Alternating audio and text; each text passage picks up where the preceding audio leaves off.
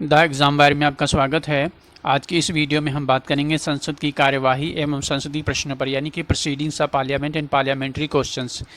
इसमें हम देखेंगे प्रश्नकाल क्या है, शून्यकाल क्या है। प्रश्नकाल में जो प्रश्नों की श्रेणियां हैं, तारांकित, अतारांकित प्रश्न, अल्प सूचना प्रश्न या निधि सदस्यों द्वारा पूछे जाने वाले प्रश्न, वो क्या होते हैं। शून्यकाल क्या होता है और किन सदस्यों के प्रश्नों को स्वीकार किया जाता है और किन सदस्यों के प्रश्नों को स्वीकार नहीं किया जाता है, ये सब बातें देखेंगे। वीडियो के अंत में हम प्रश्न भी देखेंगे। तो चलिए शुरू करते हैं। तो सबसे पहले हम देखेंगे संसदीय प्रश्न आखिर क्या होते हैं।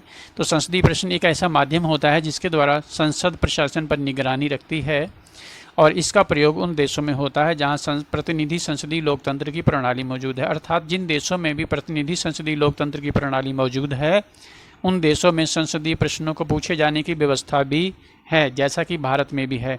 सरकार अपनी भूल चूक के लिए संसद के प्रति और संसद के साथ साथ संसद के माध्यम से लोगों के प्रति उत्तरदायी होती है, रिस्पांसिबल होती है। और ये रिस्पांसिबिलिटी 2 लेवल पर होती है। वो 2 लेवल कौन कौन से होते हैं?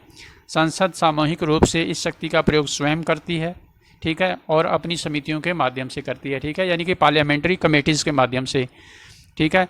वहाँ पर भी प्रस्ताव और प्रश्न पूछे जाते हैं, ठीक है। और कमेटी पर हम वीडियो बना चुके हैं, यदि आपने नहीं देखा है तो उससे आप अवश्य देख लीजिएगा, क्योंकि पार्लियामेंट्री कमेटीज़ पर प्रश्न प्रायः पूछे जाते हैं और ये वेरी इंपॉर्टेंट टॉपिक भी है। दूसरी, यहाँ पर जो दूसरा लेवल है, व्यक्तिगत रूप से सदन के जो सदस्य हैं इस अधिकार का प्रयोग अन्य बातों के साथ साथ संसदीय प्रश्नों के माध्यम से भी करते हैं, यानी कि जो MPs हैं। इसके बाद हम देखेंगे आखिर प्रश्न पूछे क्यों जाते हैं, ठीक है, तो ये भी जान लीजिए, फिर हम आगे बढ़ते हैं। तो संसद सदस्यों को लोक महत्व के मामलों पर सरकार के मंत्रियों से जानकारी प्राप्त करने के लिए प्रश्न पूछने का अधिकार होता है। जैसे भारत के नागरिकों के बहुत सारी फंडामेंटल राइट्स होते हैं, ठीक है, उसी तरह से जो MPs हैं इनके भी पार्लियामेंट्री राइट होते हैं। प्रश्न पूछने का जो मूल उद्देश्य है वो क्या है? लोक महत्व के किसी मामले पर जानकारी प्राप्त करना, तथ्यों को जानना, ठीक है।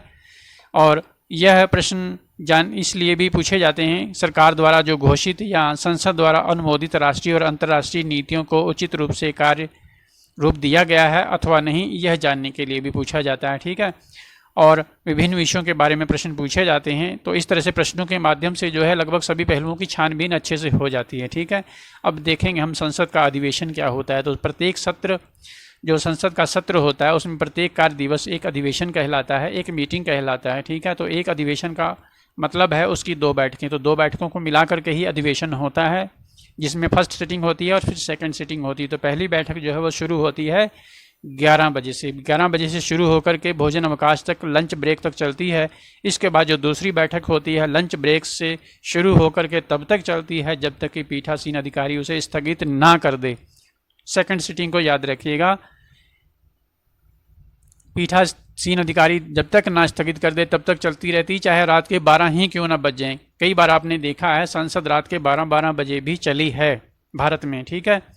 पीठासीन अधिकारी का मतलब है लोकसभा के मामले में स्पीकर यानी कि लोकसभा अध्यक्ष और राज्यसभा के मामले में सभापति, ठीक है, सभापति यानी कि उपराष्ट्रपति।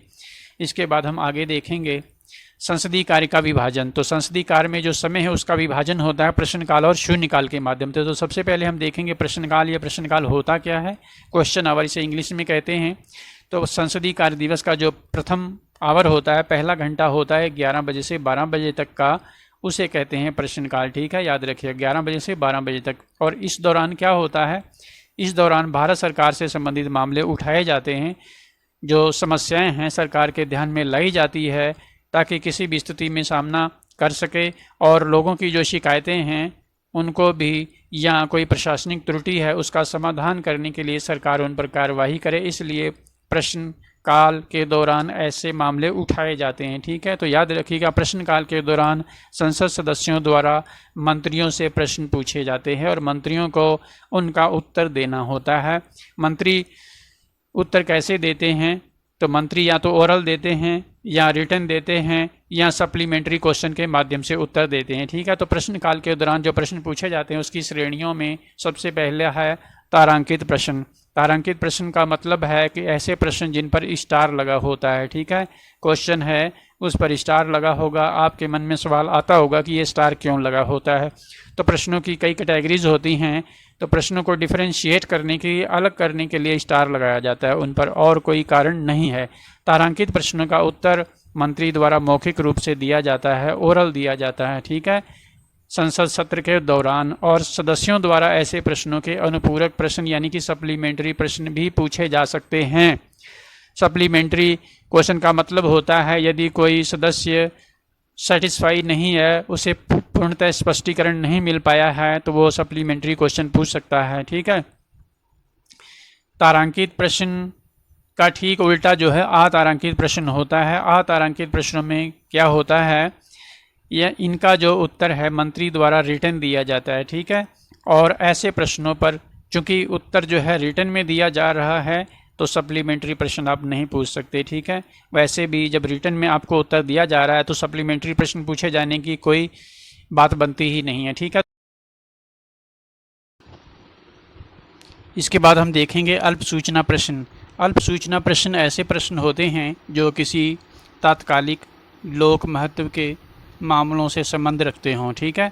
ऐसे प्रश्न का उत्तर मौखिक रूप से दिया जाता है। जब मौखिक रूप से उत्तर दिया जाता है तो ऐसे में अनुपूरक प्रश्न भी पूछे जा सकते हैं, सप्लीमेंट्री क्वेश्चन भी पूछे जा सकते हैं। इस बात को याद रखिएगा। ऊपर तारांकित प्रश्नों में भी ऐसी कंडीशन आपने देखी। अल्प सूचना प्रश्नों को प्रश्नकाल के अंत में लिया जाता है, ठीक है। और याद रखिएगा अल्प सूचना प्रश्न किसी गैर सरकारी सदस्य से नहीं पूछे जा सकते हैं, ठीक है। इस बात को भी याद रखिएगा। ऐसा इसलिए क्योंकि जो प्रश्न हैं वो तात्कालिक लोक महत्व से संबंध रखते हैं, ठीक है। इसके बाद हम आगे देखते हैं गैर सरकारी सदस्यों से पूछे जाने वाले प्रश्न। तो गैर सरकारी सदस्यों से पूछे जाने वाले प्रश्न में ये ऐसे प्रश्न उन सदस्यों से पूछे जाते हैं जो मंत्रिपरिषद के सदस्य नहीं हैं, ठीक है, परंतु किसी विधेयक या संकल्प या सदन के किसी विशेष कार्य के लिए उत्तरदायी रहे हों, ठीक है। और गैर सरकारी सदस्यों से पूछे जाने वाले जो प्रश्न होते हैं उस पर अनुपूरक प्रश्न नहीं पूछे जा सकते हैं, याद रखिएगा। सप्लीमेंट्री क्वेश्चन आप नहीं पूछ सकते हैं। क्यों? क्योंकि ऐसे प्रश्न उन सदस्यों से पूछे जा रहे हैं जो मंत्रिपरिषद के सदस्य नहीं हैं, तो इसलिए सप्लीमेंट्री का प्रावधान नहीं है। और ऐसे प्रश्न लोकसभा में कभी कभार ही पूछे जाते हैं, ठीक है, प्रायः पूछे नहीं जाते हैं। इसके बाद हम आगे देखेंगे शून्यकाल, ठीक है। प्रश्नकाल आपने देखा, इसके बाद आप शून्यकाल देखेंगे। तो शून्यकाल जो है 0 आवर, ये 12 बजे से 1 बजे तक की अवधि का टाइम जो है उसी को 0 आवर शून्यकाल कहते हैं। और शून्यकाल का प्रावधान संसद की प्रक्रिया संबंधित नियमों में नहीं है, ठीक है। जो संसद की प्रक्रिया संबंधित नियम बनाए गए हैं उसमें शून्यकाल का जिक्र नहीं है। इस बात को याद रखिएगा, ठीक है। इस अवधि में क्या होता है, इस अवधि में जो सदस्य हैं बिना किसी पूर्व अनुमति के प्रश्न पूछ सकते हैं, कोई परमिशन नहीं लेनी पड़ती है। इसीलिए शून्यकाल में काफ़ी शोर शराबा होता है, ठीक है। ये आपने संसद की कार्यवाही देखी होगी, जब सत्र चल रहा होता है तो आपको पता होगा, ठीक है। अभी जुलाई माह से जो वर्षाकालीन सत्र है ये शुरू होने वाला है। इसमें आप कार्यवाही अवश्य देखिएगा ताकि आपको और कंसेप्चुअल क्लैरिटी आ सके, चीज़ें आप समझ सकें। संसद के सदस्यों द्वारा पूछे जाने वाले जो प्रश्न हैं उससे तो कुछ नियम और शर्तें भी हैं। इसे हो सकता है किसी पुस्तक में आपने ना पढ़ा हो, तो ये भी जान लीजिए। आखिर किन सदस्यों के प्रश्न लिए जाते हैं और प्रश्न कौन कौन से गृहीत किए जाते हैं और प्रश्न रिजेक्ट क्यों हो जाते हैं। तो याद रखिएगा ऐसे प्रश्न सदस्यों द्वारा यदि पूछे जा रहे हैं जो आरोपात्मक तथ्यों पर आधारित हैं तो रिजेक्ट हो जाएंगे। तो प्रश्न आरोपात्मक तथ्यों पर आधारित नहीं होने चाहिए, ना ही किसी व्यक्ति के बारे में होने चाहिए, ठीक है। ये प्रश्न के लिए नियम और शर्तें हैं। जो सदस्य प्रश्न पूछेंगे तो प्रश्नों में ये बात नहीं होनी चाहिए। प्रश्न आरोपात्मक तथ्यों पर आधारित नहीं होना चाहिए, ना ही किसी व्यक्ति के बारे में होना चाहिए। प्रश्न ऐसा नहीं होना चाहिए जो न्यायाधिकरण में या फिर न्यायालय में पेंडिंग हो, उस पर फैसला अभी आना बाकी हो। प्रश्न ऐसा भी नहीं पूछा जाना चाहिए जो पार्लियामेंट्री कमेटीज़ के अंडर कंसिडरेशन हो, विचाराधीन हो। प्रश्न ऐसा नहीं होना चाहिए आपका जो अशिष्ट कथनों वाला हो, यानी कि जो सदस्य हैं उनका प्रश्न अशिष्ट कथनों वाला नहीं होना चाहिए, ठीक है। सदस्यों का जो प्रश्न है जो उन्होंने पूछना है व्यक्तियों के बारे में नहीं होना चाहिए, ठीक है। जो प्रश्न सदस्य पूछेंगे वो प्रश्न ऐसा नहीं होना चाहिए जो भारत सरकार से संबंध ना रखता हो, ठीक है। प्रश्न ऐसा नहीं होना चाहिए जो तर्क निष्कर्ष और मानहानिकारक कथन हो, ठीक है। तो उपयुक्त तथ्य यदि प्रश्नों में पाए जाते हैं तो ऐसे प्रश्नों को स्वीकार नहीं किया जाता है, अर्थात ऐसे प्रश्न संसद में सदस्य नहीं पूछ सकते हैं। ठीक है, इस बात को अवश्य याद रखिएगा। ठीक है, और इसके बाद हम अंत में प्रश्न देखते हैं। ठीक है, सभी प्रश्नों को ध्यान से देखिए। क्वेश्चन नंबर 1 है, तारांकित प्रश्नों के विषय में क्या सही है। उत्तर मौखिक दिए जाते हैं, उत्तर लिखित दिए जाते हैं, पूरक प्रश्न पूछे जा सकते हैं, पूरक प्रश्न नहीं पूछे जा सकते हैं, उत्तर पर बहस की जा सकती है, उत्तर पर स्पीकर का नियंत्रण रहता है। तो आपको बताना है तारांकित प्रश्नों के विषय में क्या सही है। तो ऊपर आप देख चुके हैं, तारांकित प्रश्नों के उत्तर मौखिक दिए जाते हैं, तो पहला स्टेटमेंट करेक्ट हो जाएगा। इसके अलावा जिनके मौखिक उत्तर दिए जाते हैं, आपको बताया था, उन पर पूरक प्रश्न भी पूछे जा सकते हैं, तो तीसरा भी सही हो जाएगा। ठीक है, तो इस तरह से आपका पहला स्टेटमेंट और तीसरा स्टेटमेंट सही है, बाकी सभी गलत हैं। ठीक है, याद रखिएगा, ये छत्तीसगढ़ पीसीएस में प्रश्न पूछा गया था इस तरह से, तो आपका आंसर 1 और 3 करेक्ट हो जाएगा। ठीक है, बी आंसर हो जाएगा आपका, 1 और 3 सही है। इसके बाद हम क्वेश्चन नंबर 2 देखते हैं। क्वेश्चन नंबर 2 है, संसद में शून्य काल का समय क्या है। तो ये भी आप देख चुके हैं, शून्य काल शुरू होता है 12 बजे अपराह्न से 1 बजे तक। ठीक है, तो डी आंसर हो जाएगा। इसके बाद क्वेश्चन नंबर 3 है, भारत की संसदीय प्रणाली में शून्य काल का आशय क्या है। क्या मतलब है शून्य काल का। वह ठीक समय जब प्रश्नकाल समाप्त होता है या प्रश्नकाल और कार्यसूची की अगली मद के बीच का समय जब अध्यक्ष की अनुमति के बगैर कोई प्रश्न उठाते हैं या किसी विधेयक पर 2 चरणों के बीच में अनौपचारिक चर्चा या बजट पर चर्चा के लिए अवशिष्ट समय। तो यहाँ पे बजट से तो कोई लेना देना नहीं, विधेयक का भी कोई मतलब नहीं होता है। ठीक है, प्रश्नकाल और कार्यसूची की अगली मद के बीच का जो समय होता है जब अध्यक्ष की अनुमति के बिना कोई प्रश्न उठाए जाते हैं। ठीक है, अनुमति के बगैर, इसमें परमिशन की आवश्यकता नहीं होती है। ठीक है, तो ये आपका आंसर बी सही हो जाएगा। ठीक है, क्वेश्चन नंबर 4 है, शून्यकाल में संसद सदस्य अविश्वास प्रस्ताव पर मतदान कर सकता है, बिना पूर्व सूचना के किसी विषय पर प्रश्न कर सकता है, पूर्व सूचना के साथ किसी विषय पर प्रश्न कर सकता है। तो शून्यकाल में आपने देखा परमिशन की आवश्यकता नहीं होती है, तो ये दोनों गलत हो जाएंगे। ठीक है, अविश्वास प्रस्ताव जैसी कोई बात नहीं है शून्यकाल में, यहाँ पर प्री परमिशन के बगैर ही आप प्रश्न उठा सकते हैं, तो आपका आंसर बी सही हो जाएगा। ठीक है, याद रखिएगा। राजनीतिक शब्दावली में शून्यकाल का क्या अर्थ होता है, इस तरह से भी प्रश्न एक बार पूछा गया है।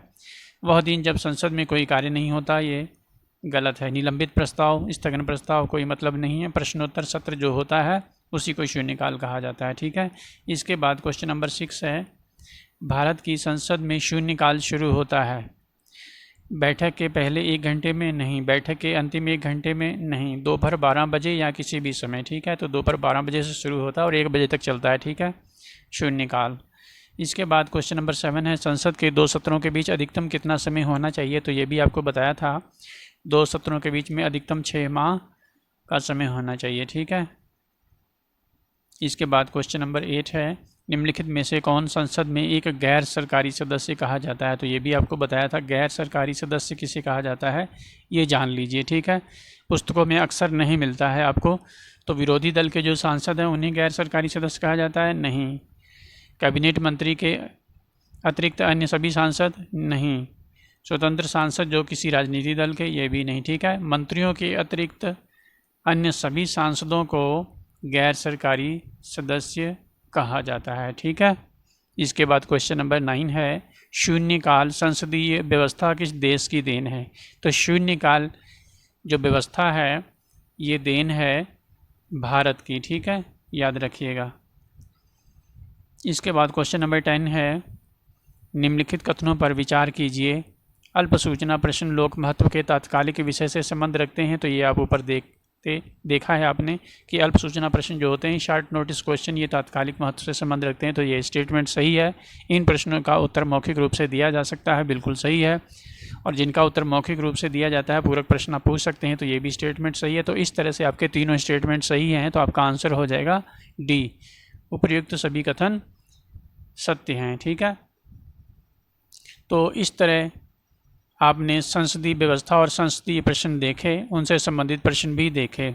उम्मीद करता हूँ आपको कंसेप्चुअल क्लैरिटी आ गई होगी, सारी बातें समझ में आ गई होंगी। यदि चैनल पर पहली बार आए हों तो चैनल को सब्सक्राइब अवश्य कर लीजिएगा, बेल आइकन को भी प्रेस कर दीजिएगा, वीडियो को लाइक भी कर दीजिएगा। वीडियो देखने के लिए आपका बहुत बहुत धन्यवाद। आपका दिन शुभ हो।